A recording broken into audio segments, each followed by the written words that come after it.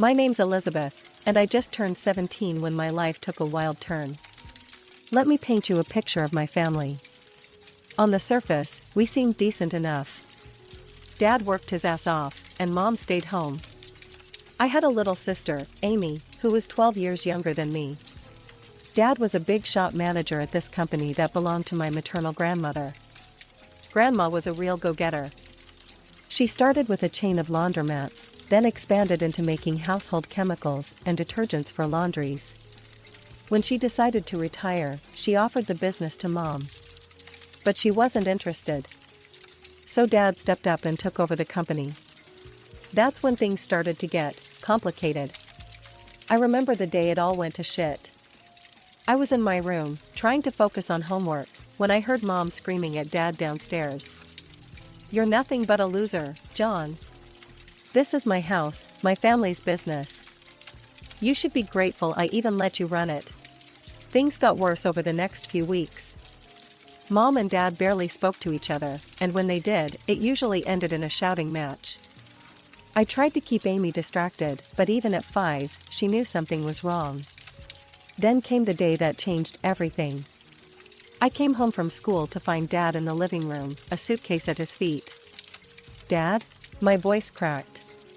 "What's going on?" He walked over to me, pulling me into a tight hug. "I'm sorry, sweetheart. I can't stay here anymore. It's not good for anyone." I felt like I couldn't breathe. But what about Amy? What about me? Dad pulled back, his eyes shiny with unshed tears. "I love you both so much. Never forget that. But sometimes love isn't enough." He kissed my forehead, then walked over to Amy, who was watching us with wide, confused eyes. He knelt down, hugging her tightly. "Be good for your big sister, okay, pumpkin?" And just like that, he was gone. The door closed behind him with a finality that left me feeling hollow. Mom came home an hour later. When I told her Dad had left, she didn't seem surprised. She just nodded, like she'd been expecting it. "Good riddance," she muttered. "Mom, I couldn't believe what I was hearing." "How can you say that?" She turned to me, her eyes hard. "Your father cheated on me, Elizabeth. Multiple times. I couldn't take it anymore." That night, as I lay in bed, I could hear Mom on the phone in her room. She was laughing, sounding happier than I'd heard her in months. I wondered who she was talking to, but I was too exhausted to care. Just when I thought things couldn't get any more complicated after Dad left, Mom dropped another bombshell on us. "Girls," she announced one morning over breakfast, "I have some news. I'm getting married." I nearly choked on my cereal. "What? Mom, Dad's only been gone for 2 months." She waved her hand dismissively.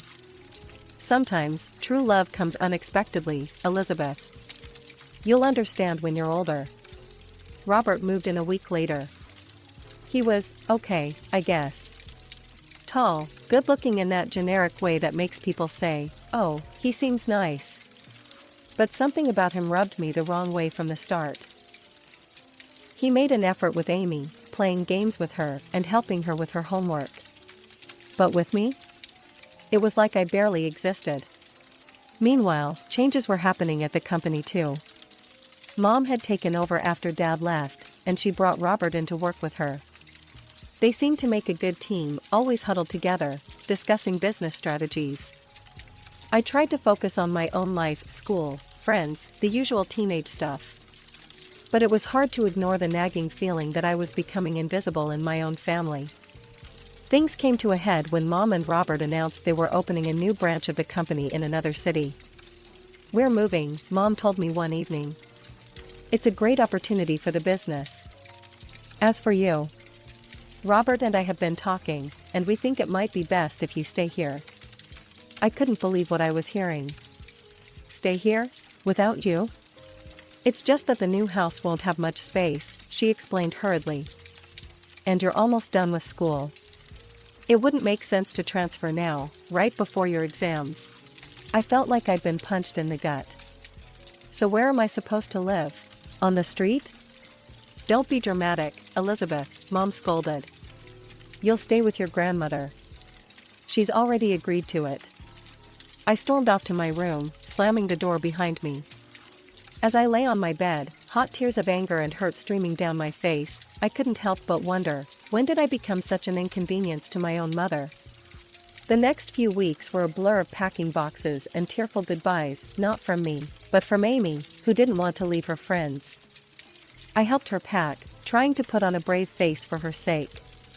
Will you come visit us, Lizzie? She asked, her big brown eyes full of tears.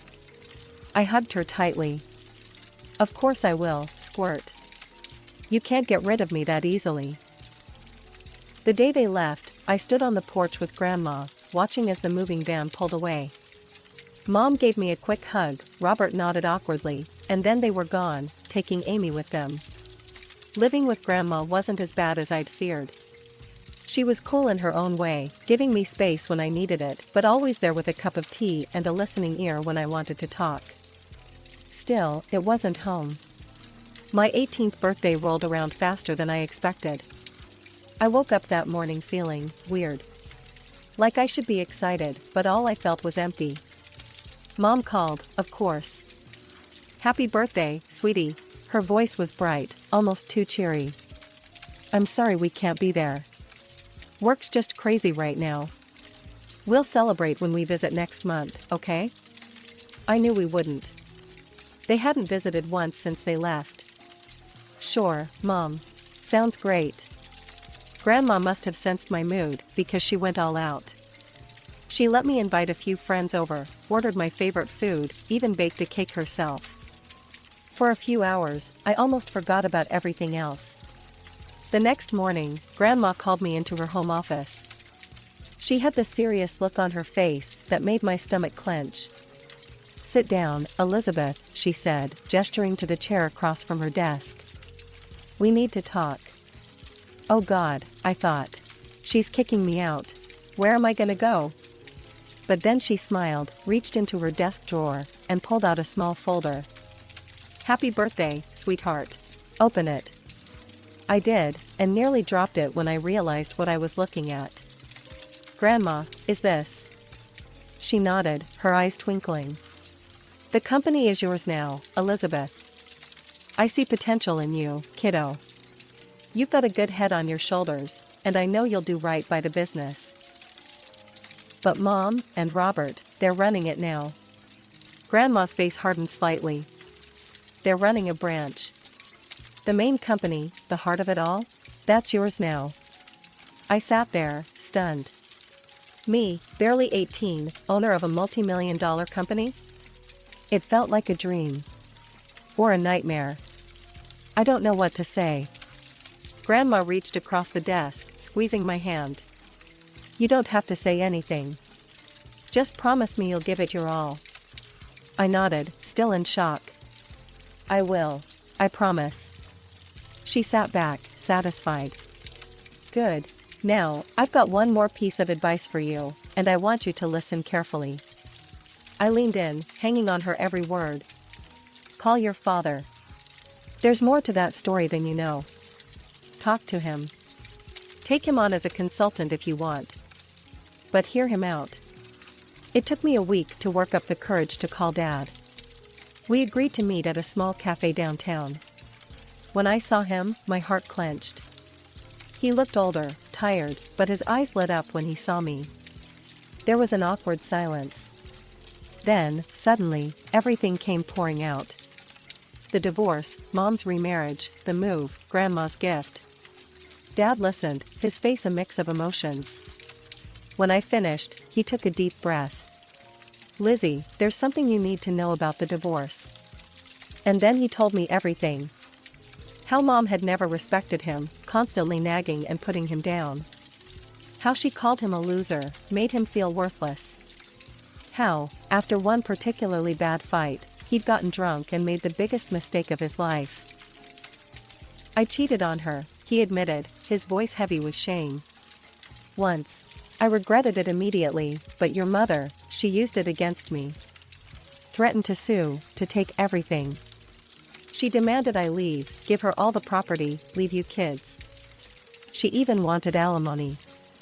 I sat there, stunned. This didn't sound like the mother I knew. Or thought I knew. Why didn't you fight it? I asked. Dad's eyes met mine, full of sadness and love. Because of you and Amy. I didn't want you to go through a messy, public divorce. I thought it would be easier this way. As we talked, I felt a weight lifting off my chest. For the first time in a long time, I felt like I had my dad back. Before we left, I took a deep breath and asked, Dad, how would you feel about helping me with the company? As a consultant? The smile that spread across his face was answer enough. The months flew by in a whirlwind of studying, exams, and late-night cram sessions. Before I knew it, I was standing on the stage at my high school graduation, diploma in hand. Grandma was in the audience, beaming with pride. Mom and Robert were conspicuously absent, but I'd learned not to expect much from that quarter. As summer rolled in, I threw myself into college applications. With Grandma's encouragement and Dad's long-distance support, I set my sights high. When the acceptance letters started rolling in, I could hardly believe it. But the real shocker came when I got the financial aid package from my top choice. Full ride, I breathed, staring at the letter in disbelief. Grandma hooped, pulling me into a bear hug. I knew you could do it, kiddo. All those late nights and competitions paid off. I'd chosen to major in business management. It seemed like the smart choice, given that I now had a company to run. The idea still felt surreal, but I was determined to make Grandma proud. To celebrate my college acceptance, Grandma insisted on throwing a little party. Just the two of us, some fancy takeout, and a bottle of sparkling cider. Grandma wasn't about to let me drink champagne, even if I was legally an adult now. We were halfway through our meal when the doorbell rang. Grandma frowned, clearly not expecting anyone. I'll get it, I said, putting down my fork. I opened the door and felt my stomach drop. There, looking annoyed and impatient, stood my mother and Robert.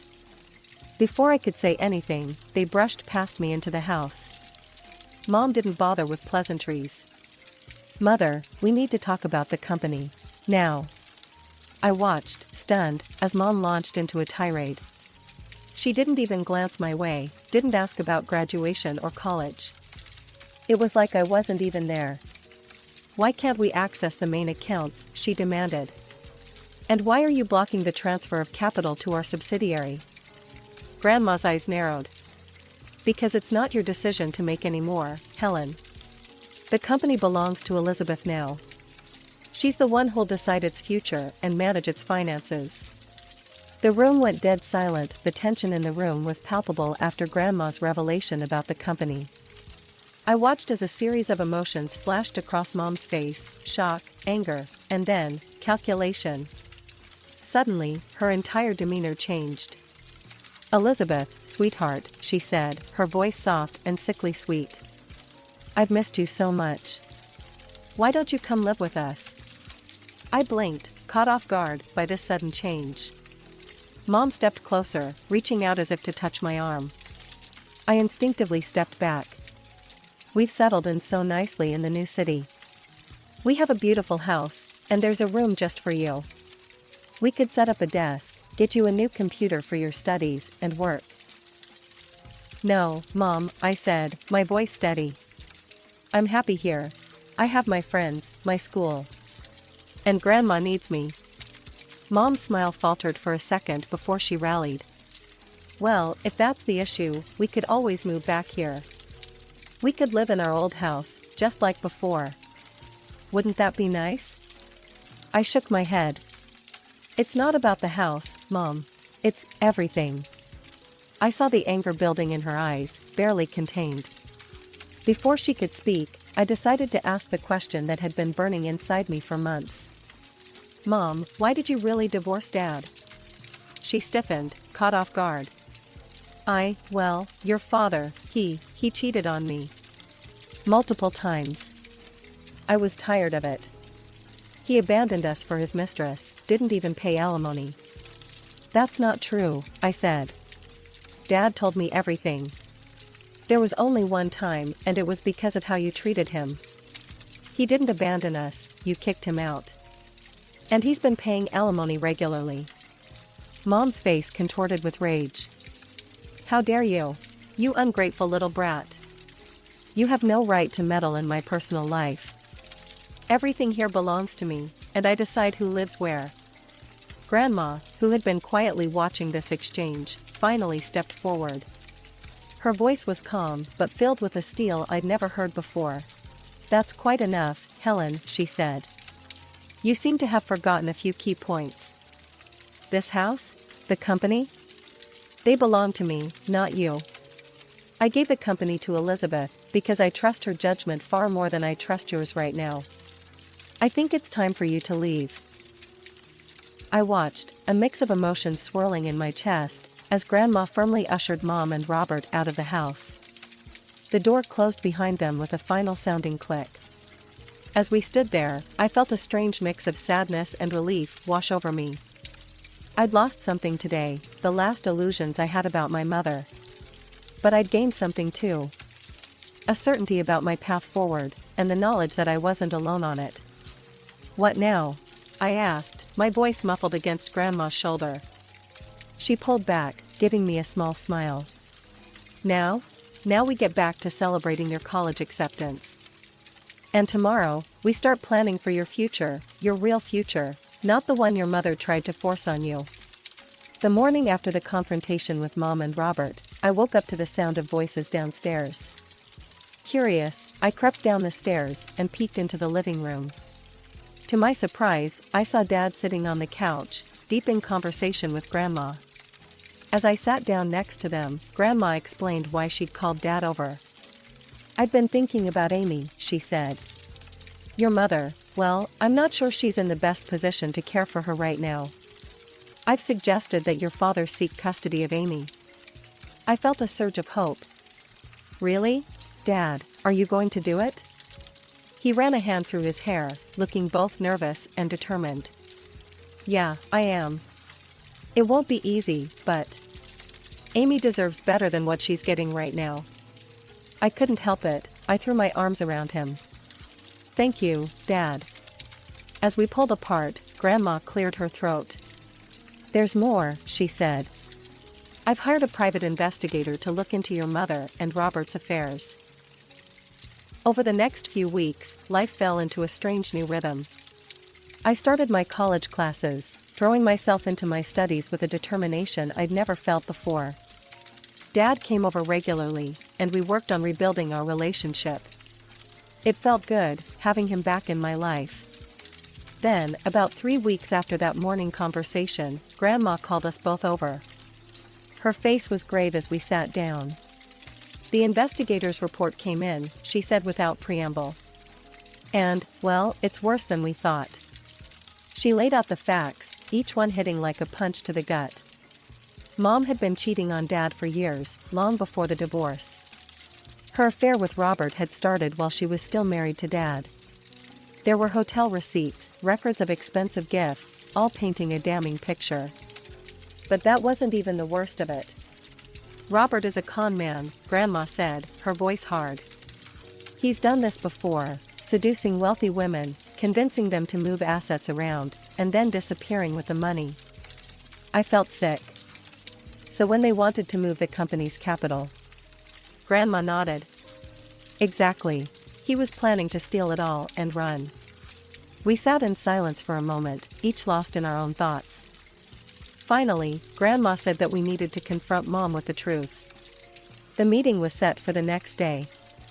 Mom arrived at Grandma's house looking annoyed and impatient. Her expression changed to one of surprise when she saw Dad there too. What followed was one of the most painful conversations I've ever been part of. Grandma laid out all the evidence, the affair, Robert's history of fraud, his plans to steal from the company. With each revelation, I watched my mother's face, hoping to see some sign of remorse or understanding. Instead, all I saw was denial. This is ridiculous, Mom sputtered. Robert loves me. He would never. You're all just jealous of our happiness. Dad tried to reason with her. Helen, please. Look at the evidence. Think about Amy. Is this really the kind of man you want around our daughter? But Mom wouldn't hear it. She stood up, her face flushed with anger. I don't have to listen to this.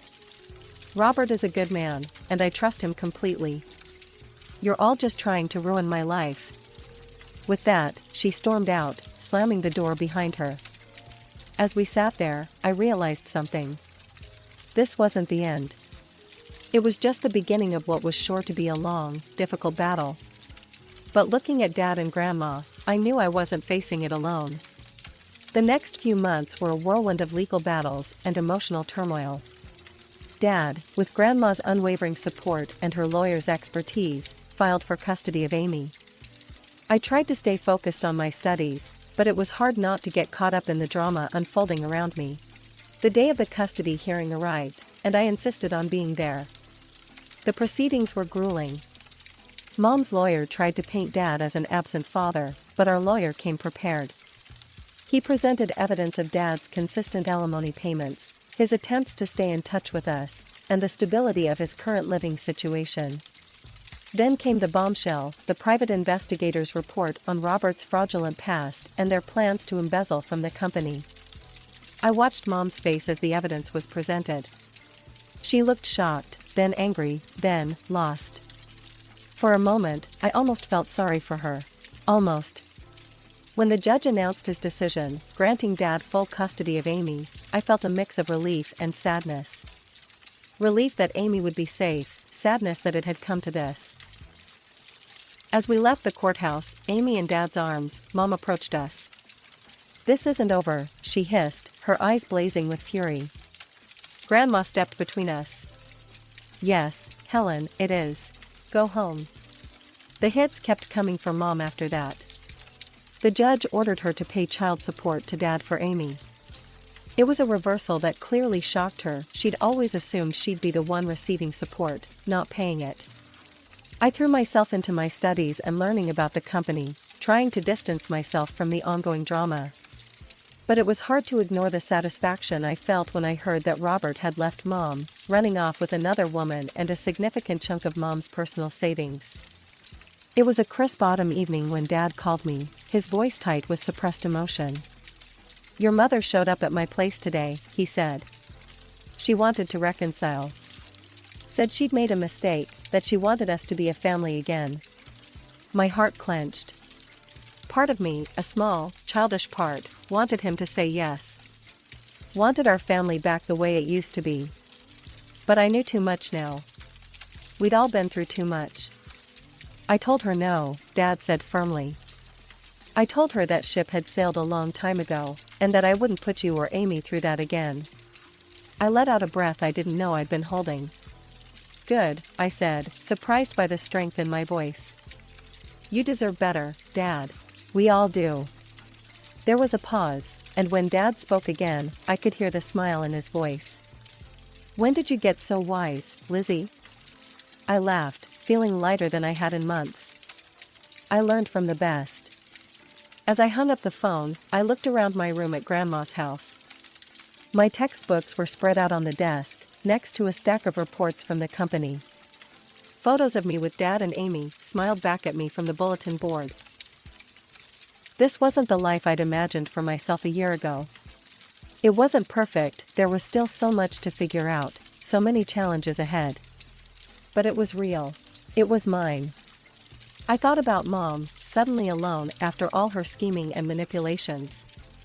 I felt a twinge of pity, but it was overshadowed by a sense of justice. She'd made her choices, and now she had to live with the consequences. As for me, I had a family that loved me, a company to run, and a future full of possibilities. It wasn't the path I'd expected, but standing at the threshold of my new life, I realized something important. Time flies when you're juggling college and a multi-million-dollar company. Before I knew it, I was halfway through my degree, buried in textbooks and financial reports. Weekdays were a blur of lectures and late-night study sessions. But weekends?